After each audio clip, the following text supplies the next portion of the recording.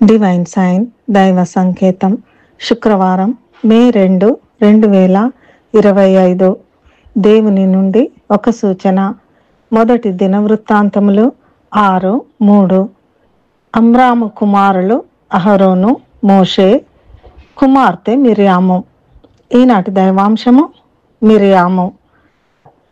నిర్గమకాండము 15:20. మరియు అహరోను సహోదరియు ప్రవక్త్రియు అగు మిర్యాము తంబురను చేత పట్టుకొనెను. స్త్రీలందరూ తంబురతోనూ నాట్యముతోనూ ఆమె వెంబడి వెళ్ళగా, అమ్రాము యోకెబేతు అనే హెబ్రీ జంటకు పుట్టిన మొదటి సంతానం మిర్యాము. తన తమ్ముళ్ళు అహరోను, మోషేలు. హెబ్రీయులకు పుట్టిన ప్రతి మగబిడ్డను చంపివేయమని ఐగుప్తీయుల రాజు ఫరో ఆజ్ఞాపించాడు. అయితే షిఫ్రా, పూయా అనే మంత్రసానులు రహస్యంగా మగపిల్లలను బ్రతుకనిచ్చారు. అందువల్ల అందంగా ఉన్న మోషేను అమ్రాము, యోకెబేతులు 3 నెలల పాటు దాచిపెట్టగలిగారు.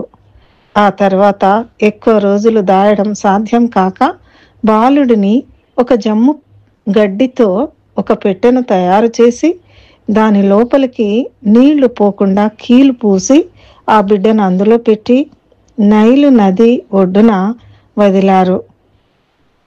ఆ బాలుడు ఫరో కుమార్తె కంటిలో పడి ఆమె అతన్ని తీసుకున్నప్పుడు ఆ బాలుడికి పాలిచ్చి పెంచడానికి నేను ఒక హెబ్రీ స్త్రీని తీసుకురానా అని అడిగి ఎంతో తెలివిగా ఆ బాలుని తల్లి ద్వారా పెంచబడడానికి సాహసించి మిర్యాము ఏర్పాటు చేసింది. బైబిల్లో ప్రవక్త్రిగా పిలువబడిన కొద్దిమంది స్త్రీలలో మిర్యాము ఒకరు. మోషే భార్య అయిన సిపోరాను నిందించడం ద్వారా, మోషేకు వ్యతిరేకంగా మాట్లాడడం ద్వారా దేవుని కోపానికి గురైనప్పుడు భయంతో వణికిపోయింది. యెహోవా ఆమెకు కుష్టు వ్యాధి వచ్చేలాగా చేశాడు. తప్పు తెలుసుకొని యెహోవాను క్షమించమని వేడుకుంది. యెహోవా మిర్యామును ప్రేమించి క్రమశిక్షణ కలిగి ఉండడం నేర్పించాడు. యెహోవా శక్తిమంతుడు అని ప్రజలందరూ యెహోవాకు పాట పాడాలని అనుకున్నారు. మిర్యాము పాడుతుండగా మిగతా స్త్రీలంతా ఆమెను అనుసరించారు.